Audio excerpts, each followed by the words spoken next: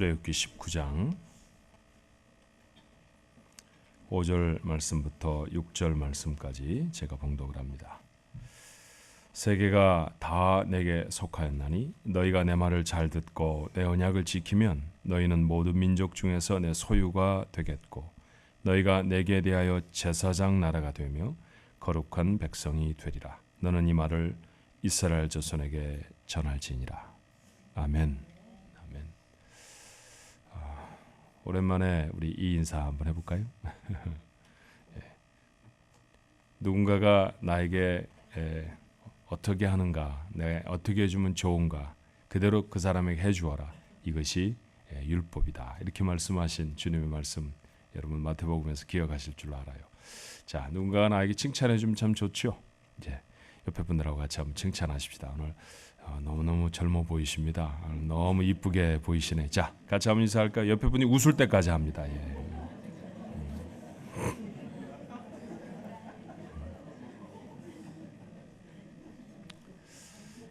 이상열 집사님에게는 아무도 칭찬을 안 해주시네요. 그죠? 예, 제가 이렇게 뒤에 분이라도 이렇게 최 집사님이라도 참 칭찬해요. 노란 셔츠가 너무너무 잘 어울리십니다. 베르테르가 선물해 주신 것 같아요. 이렇게. 자, 여러분 하나님의 주신 은혜 가운데 잘 지내고 계시죠? 매주 매 시간마다 주님 주신 은혜가 넘치기를 주님의 이름으로 축원합니다. 1년에 교회에 여러 손님들이 오시는데 특별히 주위에서 맞아야 할 손님 한 분이 있습니다. 누구냐 하면 파이어 스테이션에서 오시는 이 소방서에서 오시는 소방 점검하시는 거예요. 파이어 인스펙터들이 1년에 한 번씩 오셔서 교회를 쭉 돌아봅니다.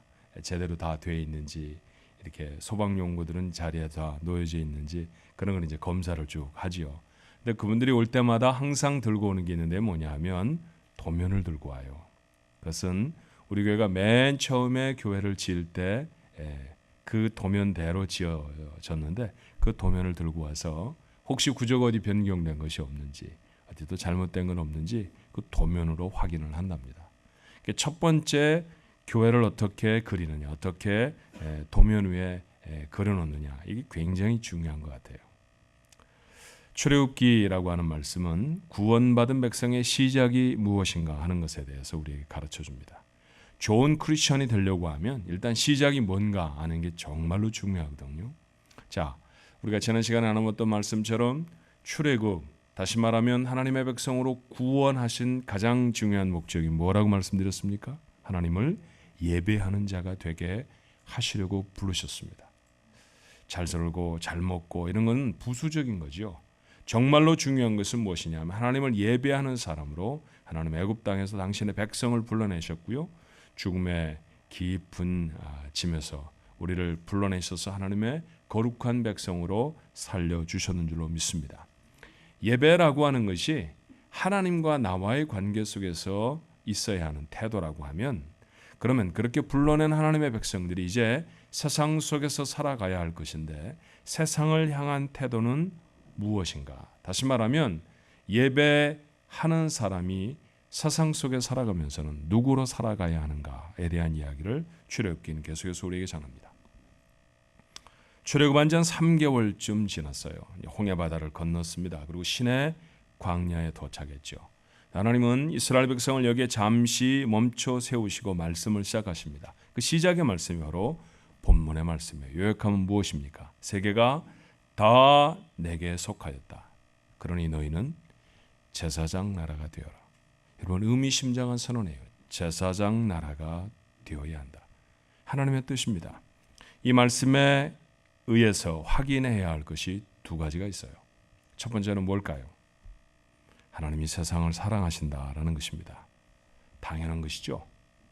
여러분은 여러분 아내를 사랑하십니까? 한 분을 딱 집어서 여쭤보고 싶은데 집에 가서 부부싸움을 하게 될 것 같아서 제가 조심스럽습니다.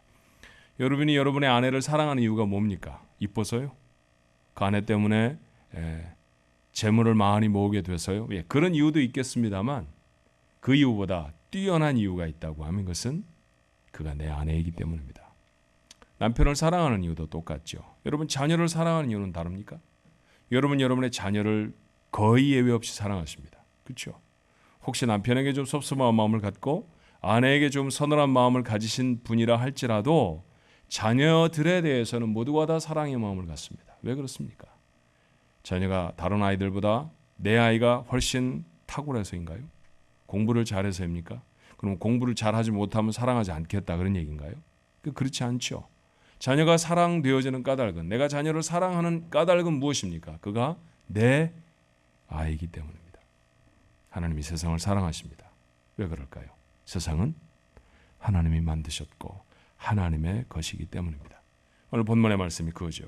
세계가 전부 다 하나님께 속하였다고 말합니다. 그러고 보니 창세기 1장 1절의 선언이 그것의 다름이 아니었죠. 태초에 하나님이 천지를 창조하시니라. 세상에 존재하는 모든 것들의 시작을 하나님이 주장하셨습니다. 세상은 하나님이 만드신 하나님의 것입니다. 그 하나님의 것을 향한 하나님의 감정이 어떤 것일까요? 너무나 잘 아는 말씀, 요한복음 3장 16절의 말씀이죠. 하나님이 세상을 이처럼 사랑하사 독생자를 주셨으니 이는 그를 믿는 자마다 멸망하지 않고 영생을 얻게 하려 하심이라. 하나님은 자기에게 하나밖에 없는 아들을 세상에 보내실 정도로 그렇게 세상을 사랑하십니다. 이 세상은 하나님이 사랑하시는 곳입니다. 오래전인데 저희 아이가 제게 손에 뭘 하나 내밀었어요. 이 부러진 목걸이였어요. 부러졌다고 해야 되나 끊어진 목걸이였습니다. 근데 여러분, 아이들의 목에 걸고 있는 목걸이가 얼마나 가는지 제가 그때 처음 알았습니다. 체인으로 엮어져 있는데 그중에 하나가 벌어져서 끊어진 거예요. 아빠 고쳐줘 그러더라고요. 굉장히 그걸 좋아하는 걸 제가 알거든요. 그래서 그 목걸이를 들여다보면서 이제 고리를 깨고 그 다음에 잘 일을 맞추어서 붙여야 되는데 한참을 바라보고 있어 손이 벌벌 떨리고 눈이 시더라고요. 너무 조그만했어요. 근데 아주 기를 쓰고 했습니다. 제 이름이 애비거든요. 애비는 그런 걸 할 줄 알아야 합니다. 그래서 열심히 했습니다. 정말 다 하고 나니까 눈물이 찔끔 날 정도로 그렇게 눈이 아팠습니다. 그런데도 고쳐주었습니다. 왜냐하면 그걸 우리 아이가 얼마나 좋아하는 줄 알기 때문입니다. 여러분, 같은 얘기를 우리에게 적용할 수 있지 않을까요? 하나님의 뜻을 헤아려 안다라고 하는 것은 무엇을 말합니까? 하나님이 사랑하시는 것을 사랑하는 것입니다. 하나님이 무엇 때문에 사랑하시는지, 하나님이 무엇을 좋아하시는지, 하나님이 어떤 것을 이루시기를 원하시는지를 아는 것입니다. 그래서 그것을 나도 사랑하는 것이죠. 하나님이 사랑하시는 것에 문제가 생겼을 때 그 하나님의 속상함을 느끼는 것, 그게 하나님의 뜻을 아는 것입니다. 그리고 그것을 회복시키기 위해서 애쓰는 것, 그게 바로 하나님의 뜻을 아는 것 아닙니까? 예수님은 하나님의 뜻을 행하려 세상에 오셨습니다. 아버지가 세상을 사랑하시는 것을 아시니까 그는 세상을 회복시키기 위해 자기의 생명까지도 내어놓으셨어요.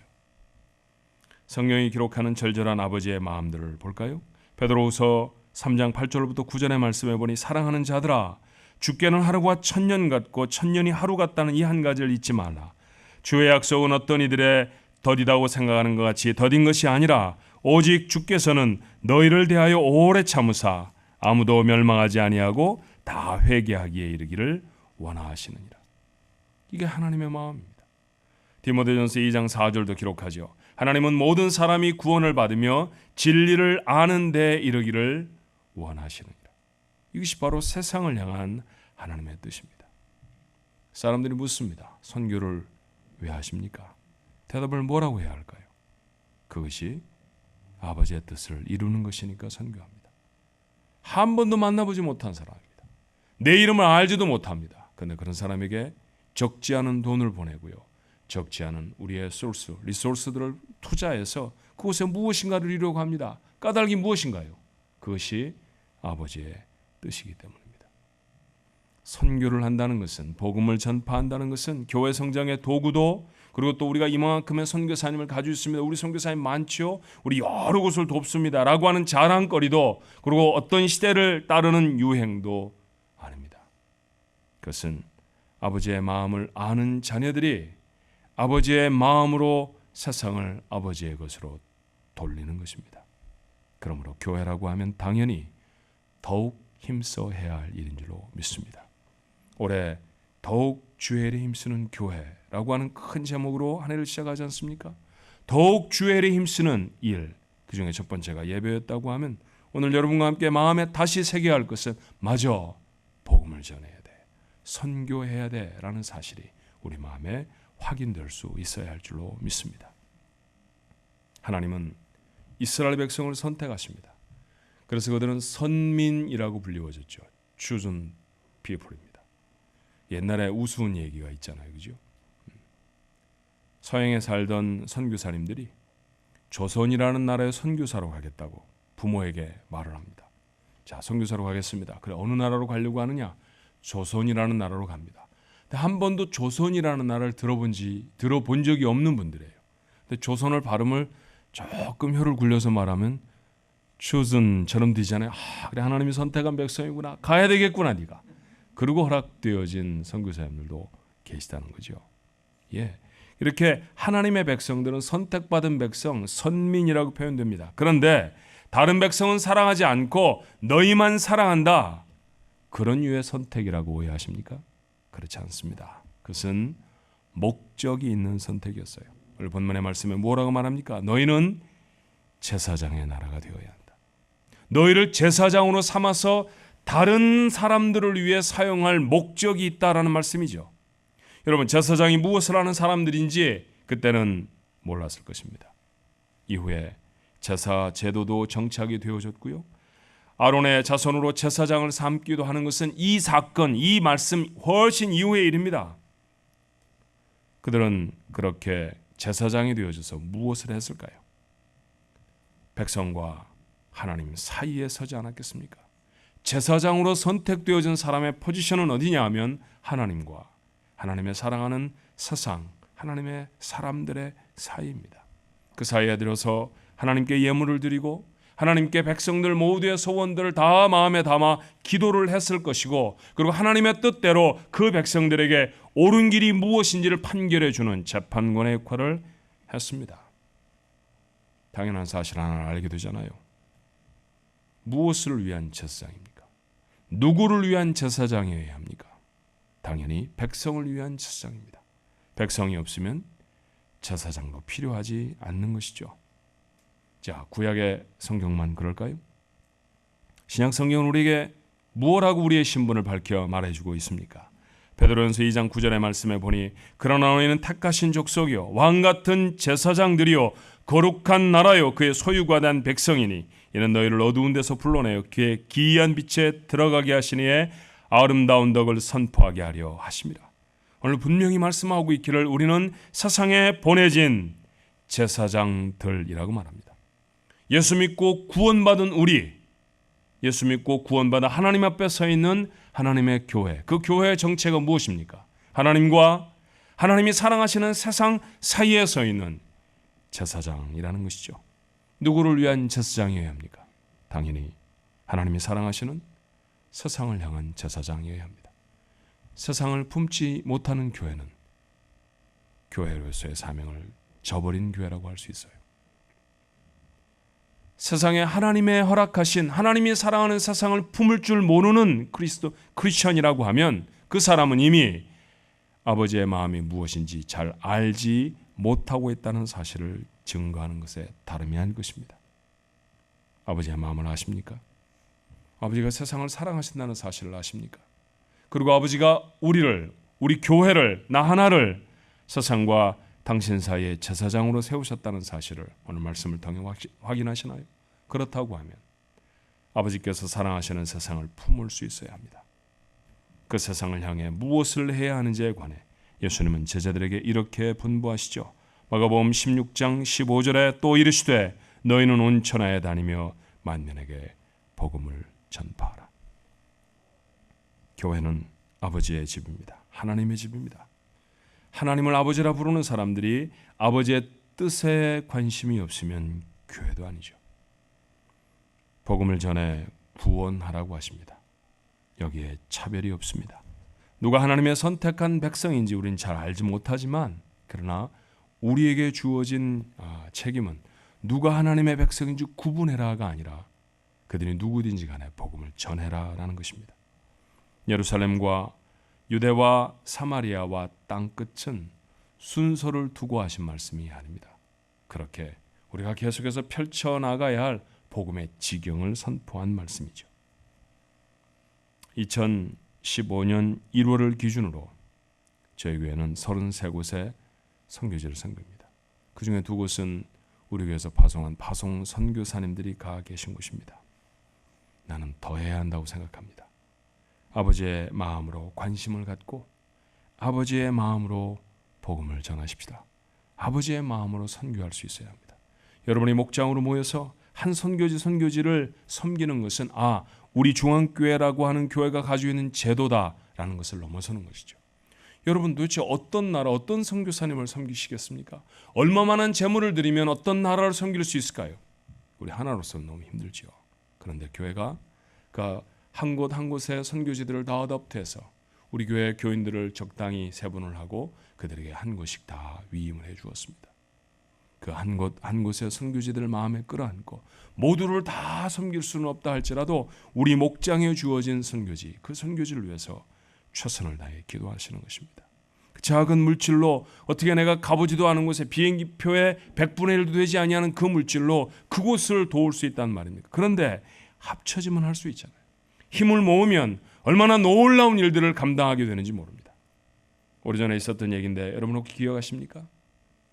우간다의 김신환 선교사님이 우리에게 편지를 보내왔습니다.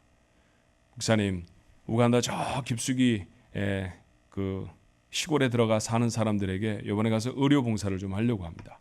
약을 좀 사가지고 가야 하는데 그런데 돈을 좀 도와줄 수 있으면 도와주십시오. 한 번도 무슨 항생제나 이런 것에 이렇게 노출되어 보지 못한 사람들입니다. 그러니 아주 작은 병에도 그냥 속수무책으로 죽어가죠.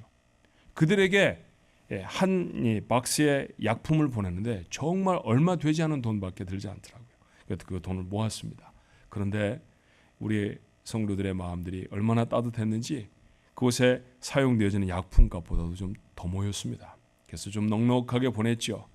그랬더니 이렇게 편지가 돌아왔어요. 목사님, 약을 사서 잘 전했습니다. 골마 터져서 얼마 있으면 손발을 잘라내야 하는 사람들이 처음 페니실린 주사를 맞았습니다. 낫고 있습니다. 상처가 꾸덕꾸덕 말라갑니다. 기적 같은 일이 생겼다고 춤을 덩실덩실 추는데 그걸 보는 선교사인 저는 좀 미안했습니다. 벌써부터 진적에 와서 주사를 놔줬으면 벌써 나았을 것인데 지금에서 낫는데 그들은 그거 보고 기적이라고 그럽니다. 그렇게 썼어요. 근데 목사님, 중학교에서 돈을 넉넉하게 보내주셔서 이번에 설탕도 사갔습니다. 설탕을 나눠 주었습니다. 근데 목사님 아세요? 50년 만에 설탕을 처음 먹어본 사람들이 있습니다.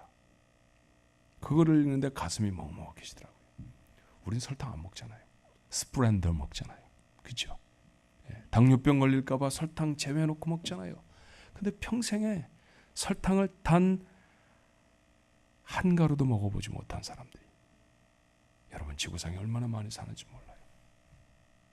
컨테이너를 사서 보내시겠습니까? 목장이 힘을 모으고 교회가 힘을 모았더니 한 곳의 사람들에게 평생 갖지 못한 기쁨을 전해줄 수 있었습니다. 물론 그 기쁨과 더불어서 여러분 설탕을 먹고 혀가 단 것보다 더 중요한 것은 예수 그리스도를 마음에 담으면 여러분의 인생이 달아집니다. 행복해집니다라고 선교사님이 선교하고 외쳤으면 틀림이 없습니다. 그게 복음 전파죠. 그 일하라고 살려놓으셨습니다. 그 일하라고 교회로 모여 있고요. 그 일하라고 목장으로 모입니다. 여러분 더욱 힘을 쓰는 우리 가족들이 되시기를 바랍니다. 샌프란시스코 지역에 참 많은 한인 젊은이들이 와 있습니다. 정확한 통계는 없어도 잘 모르는데 어떤 사람은 2,000명이라고 하기도 하고 어떤 사람은 3,000명이라고 하기도 해요. 그 많은 청년들. 그런데 교회 숫자는 많지 않은 곳에 우리가 살잖아요. 그 청년들 교회를 다니지 않습니다. 공부를 마치고 직장을 얻고 아버지가 되어지고 그리고 어떤 사회 일각을 이룰 때 그들은 다음 세대를 맡을 사람들입니다. 소중한 사람들이죠. 정말로 필요한 건 뭘까요? 저들의 마음속에 예수님이 전해져야 되지 않습니까? 영원토록 흔들리지 않은 진리가 저들의 심장에 새겨져야 하지 않습니까? 그 일을 위해서 우리 교회가 하나님 앞에 쓰여지는 한 해가 됐으면 좋겠습니다. 우리가 작정을 했죠. 교육제를 청빙하기도 했고 공부하러 온 교육자를 불러 세워놓고 제가 그런 얘기를 했습니다. 당신을 이곳에 보내신 것은 공부하라고 하는 게 아니라 청년들을 부르라고 하나님이 보내셨다고 난 턱없이 믿는다. 그랬더니 또 그 유목사님도 네 그러더라고요. 하나님은 우리를 그렇게 사용해 주셨으면 좋겠습니다. 이곳의 젊은이들에게 하나님의 복음을 전해서 그들이 주께로 돌아오고 가슴에 주님의 심장을 담을 수 있는 사람들이 되어진다고 하면 시간은 좀 더딜지 몰라도 20년, 30년쯤 후에 어떤 나라, 어떤 민족 속에 하나님의 이루시는 놀랍고 큰 대사들을 보게 될 줄로 믿습니다. 여러분, 한 주간을 살아가면서 한 해를 살아가면서 여러분의 곁에서는 참 많은 사람들이 있을 터인데 그들 중에 많은 사람들은 아직도 예수를 알지 못합니다. 정말 안타까운 마음으로 세상을 스쳐 지나가는 사람들이죠. 하나님이 찾으시는 영혼들 아닙니까? 부탁합니다. 우리 가족들 정말 간절한 마음으로 우리 하나님 앞에 나서서 그 하나님 앞에 하나님이 원하시는 일들을 이루시도록 그 하나님이 원하시는 복음 전파를 가능할 수 있도록 하나님 앞에 쓰임받는 여러분 되시기를 주님의 이름으로 축원합니다. 오클라호마 시리 중앙에는 오클라호마 시리 국립기념관이라고 하는 추모 공원이 하나 서 있습니다. 사진을 열어주셔야 되는데 1995년 4월 19일에 티모스 맥베이라고 하는 사람이 연방정부 건물을 저렇게 폭파시켰죠. 그리고 그 가운데 있었던 168명의 생명을 잃어버렸습니다. 자, 저 자리에 추모 공원을 세워놓았는데요. 그 공원에는 2개의 문이 세워져 있습니다. 양편에 이렇게 보시면 아주 2개의 문이 세워져 있죠. 그런데 그 2개의 문 중에 문 하나에는 9시 1분이라고 하는 그런 숫자가 새겨져 있습니다. 건너편에 있는 문에는 9시 3분이라고 새겨져 있어요. 그리고 그 사이에는 청동과 유리로 된 168개의 빈 의자가 놓여져 있습니다. 저 자리에서 생명을 잃었던 사람들의 이름들을 그곳에 기록하고 그리고 그 사람을 기억하는 그런 이야기죠. 여러분 이 장면을 보면서 뭐라고 느껴지십니까? 인생이란 뭘까요? 어쩌면 오전 9시 1분에서 오전 9시 3분 사이가 인생일지 모릅니다. 그 사이를 지나가는 것이죠. 그 사이를 지나가는 인생이라고 하면 여러분은 무엇을 하시며 사시겠습니까? 막 9시 1분에 문을 통과했다고 하면 여러분이 9시 3분에 문을 통과하기 전에 여러분이 이루셔야 할 일은 뭘까요? 오늘 우리의 마음속에 오늘 우리의 삶 속에 하나님이 허락하신 시간들이 있다고 하면 그 시간을 통해서 하나님을 선포하고 복음을 전파하는 하나님의 사람, 선교하는 교회 되어져야 할 줄로 믿습니다. 기도하십시다. 살려주신 이유를 잘 알지 못한 채 지난해 살았으니까 올해도 또 사는 것이고 어제 자고 일어났으니까 오늘도 또 일어나는 것처럼 우리는 그렇게 어제가 오늘같이 그리고 내일도 오늘처럼 살 것이라고 그러며 살아갑니다. 목적을 놓쳐버린 삶이 사는 것일까요? 무엇을 위해 살게 하셨습니까? 예배하기 위해 부르셨다 말씀하셨습니다. 제사장으로 세웠다라고 선언하십니다. 우리 같은 것이 어떻게 제사장일 수 있습니까? 어떻게 세상과 하나님 사이를 중재할 수 있습니까? 이 죄악된 세상 속에 우리가 살아가면서 저들 속에 같은 죄를 짓지 않고 살아가는 것만으로도 다행이라고 자위함에 살았던 저희들에게 사명과 삶의 목적 이것이 아니라고 일깨워주신 아버지, 오늘 이 마음을 마음에 담게 하여 주옵소서. 주님의 마음입니다. 주님이 세상을 얼마나 사랑하시는지, 그래서 하나밖에 없는 아들을 세상에 보내시도록 그렇게 사랑하셨던 세상 앞에 저희를 세우시고 너희가 제사장이 되어다오 라고 말씀하십니다. 옳습니다. 우리가 제사장입니다. 세상을 향해서 하나님이 누구신가 선포하겠습니다. 저들 중에 잃어버린 영혼들을 찾아서 하나님께로 돌리겠습니다.